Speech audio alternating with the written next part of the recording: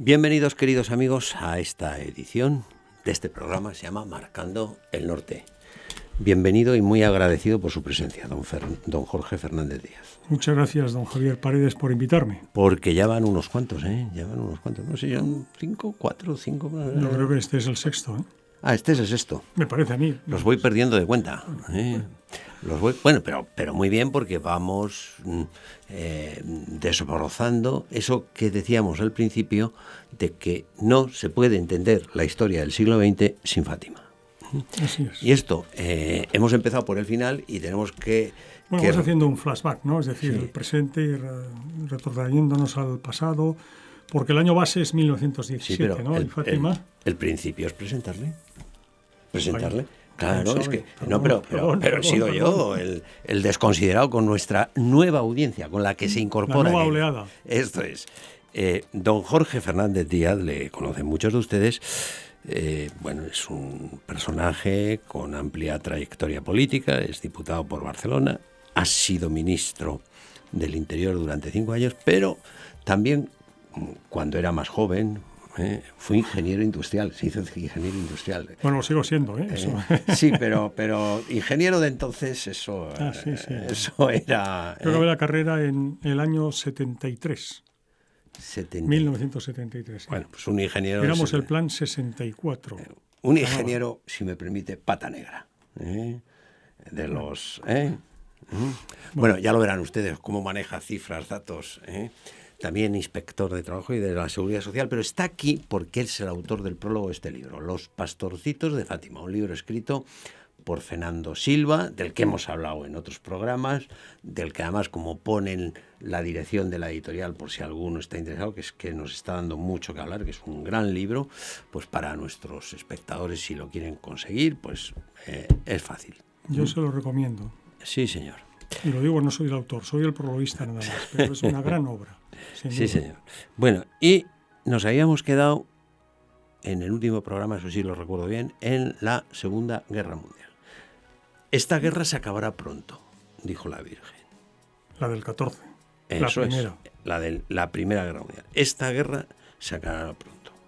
Ante el horror, decía usted, que era ver venir los ataúdes de los soldados. Pero habrá otra. Si no hay las guerras son consecuencia, dirá la Virgen literalmente, las guerras son consecuencias de los pecados de los hombres. Por tanto, si no hay conversión de los corazones, por la oración y la penitencia, vendrá otra guerra mayor.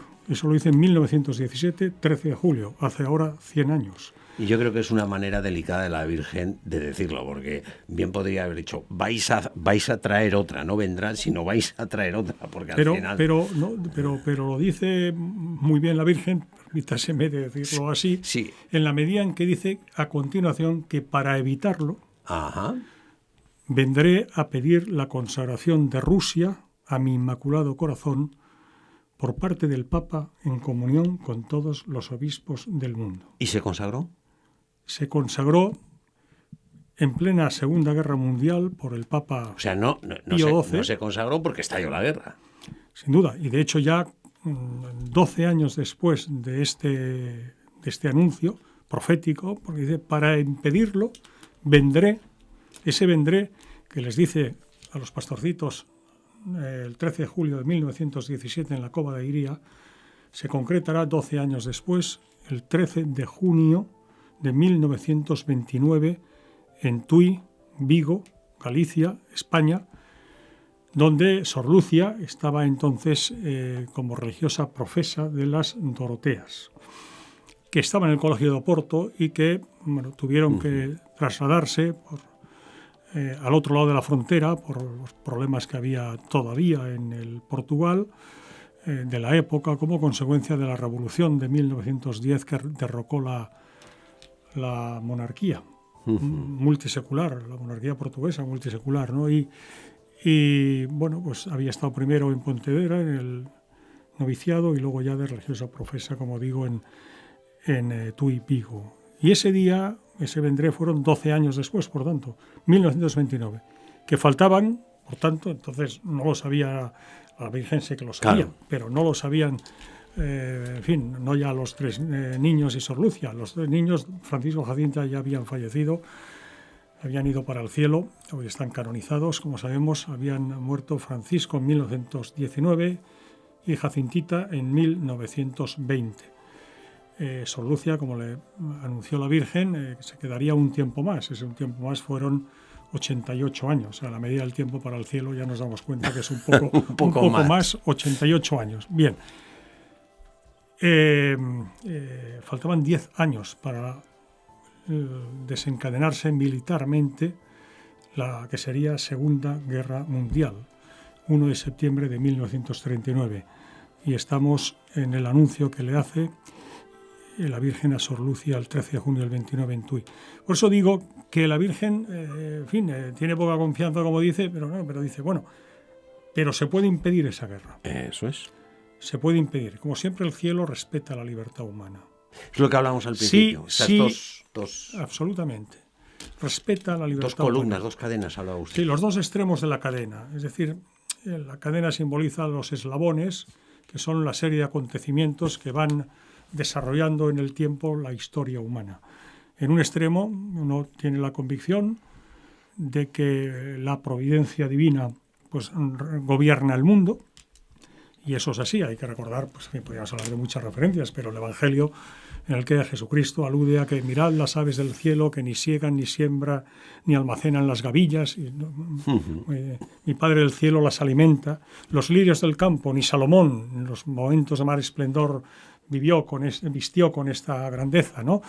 Y pues, ¿cómo a vosotros no os va a atender mejor y estar más atento a vuestras necesidades? Y dice, ni uno solo de los cabellos de vuestra cabeza caen sin que mi Padre lo sepa, lo permita. Al decir que ni uno solo de vuestros cabellos que están contados cae sin que mi Padre lo sepa, está diciendo que hasta los detalles más nimios que afectan a nuestra vida se integran en la providencia de Dios. Y eso es el otro extremo de la cadena que hay que mantener. Por tanto, providencia, sí. Y el otro extremo, que Dios respeta la libertad del hombre, el libre albedrío. Entonces, Dios respeta la libertad humana y Dios provee. Dios providente, que provee y gobierna el mundo y que tiene un designio de providencia sobre nosotros, que se lleva a término, porque los decretos de su providencia, de sus designios, se cumplen respetando la libertad del hombre. Entonces, la cadena de acontecimientos, de causas segundas, de sucesivos eslabones que mantienen unida esta cadena, mire usted, hay algunos que no los conocemos, que nos cuesta entenderlos, pero que se integran en el misterio de Dios, que evidentemente no cabe totalmente en nuestra limitada cabeza. En este esquema que usted explica, estalla la guerra, pero el Papa no consagra la... Estalla la guerra, que faltan 10 años, sí, 10 años para el 29, pero que la Virgen ahí, recordemos que lo dijimos en otro capítulo, otro día, que la Virgen además les preanuncia que lamentablemente, en uso de la libertad humana, pues no se hará esa consagración en tiempo y forma, y que vendrá esa guerra. ¿Qué signo tiene esa guerra? Pues eso, cuando veáis una noche iluminada por una luz desconocida, sabed que es el aviso de que Dios va a castigar al mundo por sus crímenes, es el lenguaje alegórico, ¿no? Sí, sí. Mediante la guerra, la peste, la persecución, varias naciones serán aniquiladas, los buenos tendrán que padecer mucho, el Papa, la Iglesia será perseguida, etcétera, etcétera. Los errores del comunismo se extenderán por la tierra, etcétera, etcétera. Bien, eso es la historia de la segunda parte del siglo XX, ¿no? Comienza... Y eso lo anuncia el 25 de marzo, día de la conversión de San Pablo. Esto es. La Virgen está diciendo que si no hay conversión, habrá otra guerra, porque las guerras son consecuencia de los pecados de los hombres. Cuando termina el día, que litúrgicamente es la conversión de San Pablo, 25 de enero, viene el aviso con esa luz que ilumina esa noche, una luz desconocida, de que la guerra se va a desencadenar. Estamos en 1938, en vísperas de que se desencadenen los acontecimientos que llevarán ¿Cuándo se a la Segunda Guerra Mundial? La consagración? Bueno, el Papa, hemos dicho, el Papa Eugenio Pacelli es elegido en 3 de marzo de 1939, a la muerte de Pío XI, el 10 de febrero del 39 muere Pío XI. Y el Papa, habíamos recordado que es ordenado obispo por el Papa Benedicto XV el mismo día que por primera vez la Virgen viene a la tierra en la cova de Iría, 13 de mayo de 1917. Ese día, en Roma, el Papa ordenaba obispo a Eugenio Pacelli, futuro Pío XII. Así es. Y eso, Papa, yo he repetido porque es así, un hombre profundamente sobrenatural, con una gran delicadeza de espíritu, lo interiorizó y tuvo muy presente esa realidad. Cuando se desencadenan los hechos que llevan a la Segunda Guerra Mundial, es evidente que el Papa, que no olvidemos que había sido nuncio de Pío XI en Berlín, en Alemania, conocía muy bien el nazismo y los horrores del nazismo, el Papa sabe que tiene que hacer esa consagración. ¿Problema que hay? El problema es de diverso tipo. La Virgen había pedido que el Papa, ahora él, Pío XII, haga esa consagración. La Santa Sede, cuando estalla la Segunda Guerra Mundial, se declara neutral. Sí, Entre quienes declaran la guerra a Alemania al invadir Polonia, que son Francia e Inglaterra, a la que se sumarán después otros países. La Unión Soviética se declara neutral también. Recordemos que la invasión de Polonia la pactan Stalin y Hitler. Hitler invade por Occidente, en la frontera con Alemania, y Stalin invade por el Oriente, tal como lo habían pactado. Por tanto, lógicamente, la Unión Soviética no solo no le declara la guerra a Alemania, sino que la tienen pactado en agosto del 39, el 28 de agosto de 1939, que, oiga, yo voy a invadir, tú invades por otro lado, nos repartimos Polonia, tú además te quedas las repúblicas bálticas, etcétera, y aquí paz y después guerra. Esa es la realidad histórica, la verdad histórica, que se concreta en el pacto von Ribbentrop-Molotov, ministros de Exteriores del Tercer Reich y de la Unión Soviética, respectivamente. Bueno, por tanto, la Santa Sede es neutral, la Unión Soviética es neutral, y hacer la consagración de Rusia hubiera sido considerado como una ruptura de la neutralidad por parte de la Santa Sede, con un gesto de manifiesta hostilidad hacia el régimen político que estaba gobernando la Unión Soviética, que era neutral. Además de eso había otro problema, y es que hacerlo en comunión con todos los obispos del mundo, cuando el mundo está en guerra, las comunicaciones evidentemente estaban muy limitadas, y ya no digamos eventuales desplazamientos a Roma de los obispos. Eso era materialmente imposible. Por tanto, había limitaciones de orden temporal y de orden político que hacían muy dificultosa esa consagración. Pero el Papa, como hemos dicho, pues lo tiene muy interiorizado. Como digo, la providencia ha hecho que se produzca esa feliz coincidencia de su ordenación episcopal con la fiesta de Fátima el 13 de mayo de 1917, para que el Papa sea sensible a esa realidad. Y está esperando el momento para poderla hacer, corriendo el mínimo riesgo, no el Papa, sino los cristianos y los católicos, a los que el Papa encabeza como vicario de Cristo en la tierra.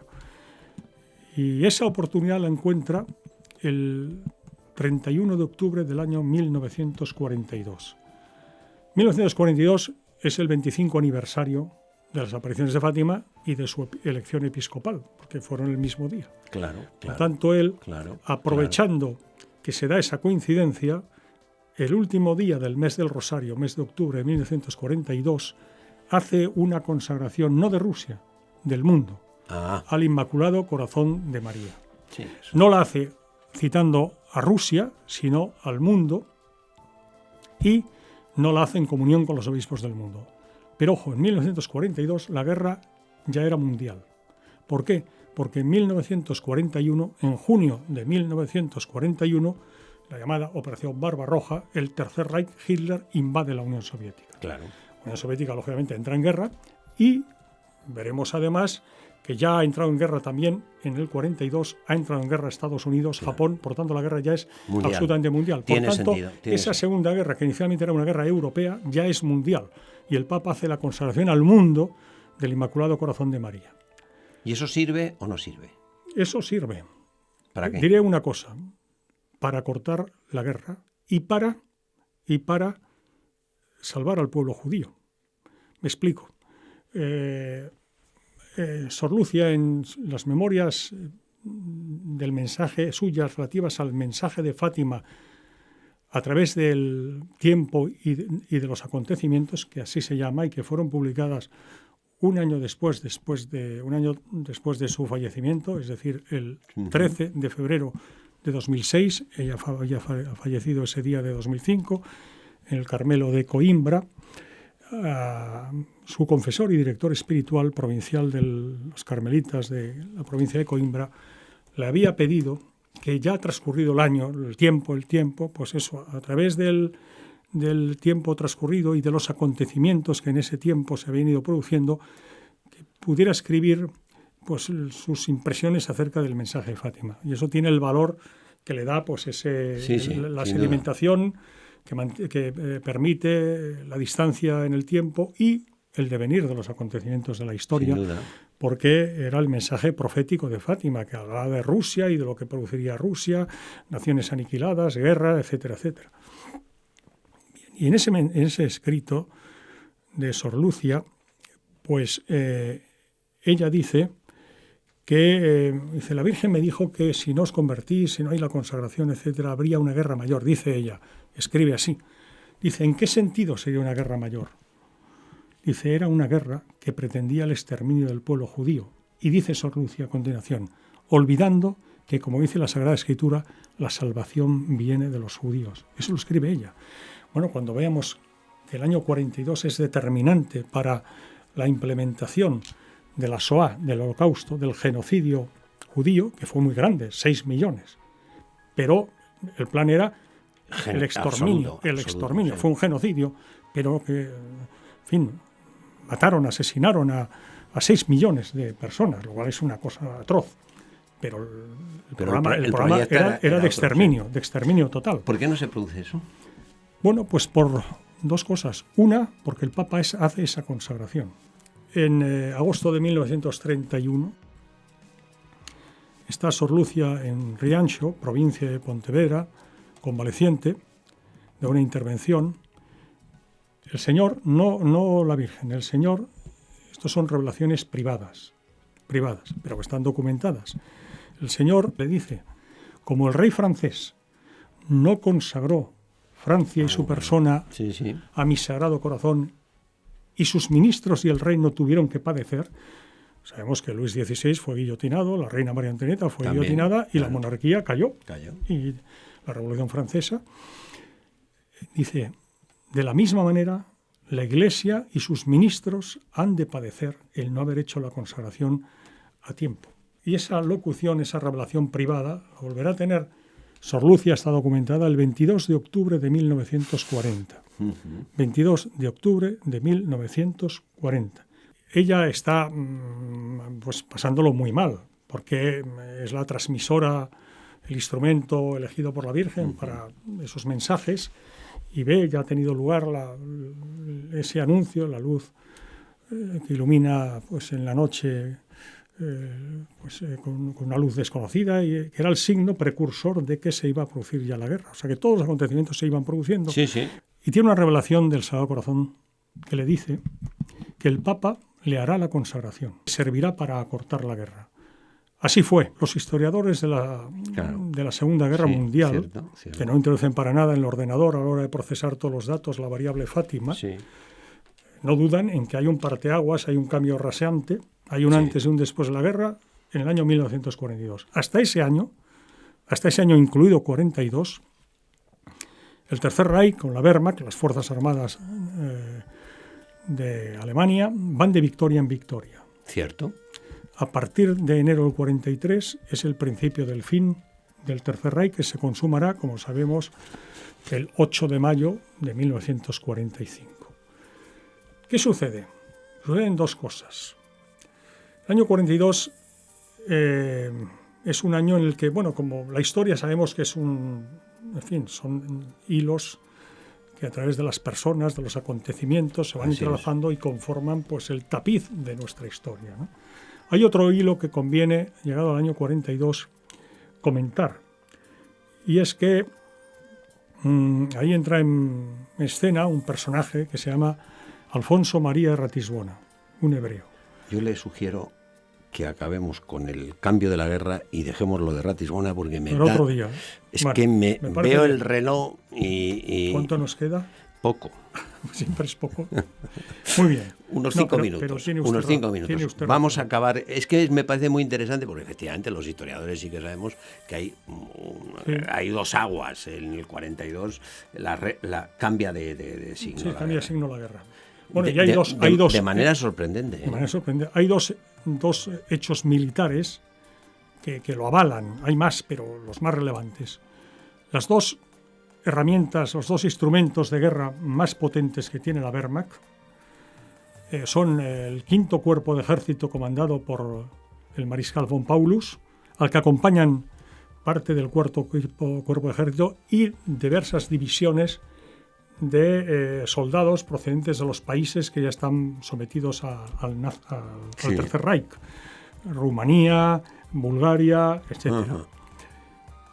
Están en un avance muy, muy rápido para converger en Stalingrado y apoderarse de los yacimientos petrolíferos del Cáucaso. Porque, lógicamente, la Wehrmacht, las Fuerzas Armadas del Tercer Reich, necesitaban combustible para poder operar. Y, por tanto, esos pozos petrolíferos, sobre todo con la penetración en la inmensa Unión Soviética, 11 millones de kilómetros cuadrados, lo necesita. Va de victoria en victoria. El Papa ha hecho la consagración, como hemos comentado, el 31 de octubre del 42 y la repite solemnemente el Día de la Inmaculada, 2 meses después, o un mes y una semana después, el 8 de diciembre de 1942, la repite solemnemente en la Basílica de San Pedro del Vaticano, 8 de diciembre de 1942. Bueno, en enero del 43, von Paulus capitula. 110.000 prisioneros alemanes son capturados en la bolsa que consigue el ejército soviético y esa gran herramienta militar que es esa que hemos comentado, capitula. Pero hay otra, que es el Afrika Korps. El Afrika Korps, cuerpo expedicionario en África, comandado por el mariscal Rommel, el zorro del desierto, que opera desde hace casi 3 años por el norte de África y que quiere converger finalmente en Basora, cerca de Kuwait, en el actual Irak, para apoderarse también de los pozos petrolíferos, etc. Bien, va de victoria en victoria. Hay la consagración el 8 de diciembre de 1942. Acaba de hacer la consagración incompleta, pero que tiene vinculación con Fátima. Porque que ha ofrecido por el mundo entero. Por el mundo. Cuando la guerra es mundial. Claro. ¿Y qué sucede? Pues mire usted que el 13 de mayo siguiente... 13 de mayo. Del año 43... Casualmente, el Afrika Korps capitula y es disuelto. Es derrotado el 13 de mayo del 17, del 43, 5 meses después de la consagración, llevaba casi 3 años operando victoriosamente, capitula y es disuelto el Afrika Korps. Son los dos emblemas de las dos más importantes máquinas de guerra del Tercer Reich que son derrotadas tras pues casi 3 años de guerra, inmediatamente después de la consagración. Pues razón tenía yo cuando le decía... Y hay otra, que queda para otro día. Si deje usted lo de los judíos, porque acabe con el cambio de guerra, muy significativo. Afrika Korps... el 5º Cuerpo de Ejército von Paulus. Sí. En Stalingrado. Bueno, pues ahí nos quedamos y nos quedamos pendientes de ver esto que hemos dejado. Y la entrada en guerra de Estados Unidos. Bueno, pues para otro día. Que será el instrumento, la causa segunda, que coadyuvará pues muy bien. Lo escucharemos con mucho gusto en el próximo programa. Muchas gracias, don Jorge, por estar con nosotros. Muchas gracias a todos ustedes, queridos amigos, decirles que nos vamos a poner a trabajar para descifrar esto, para que le podamos contar esto que ha quedado pendiente, que dice don Jorge, aquí, en este programa que se llama Marcando el Norte.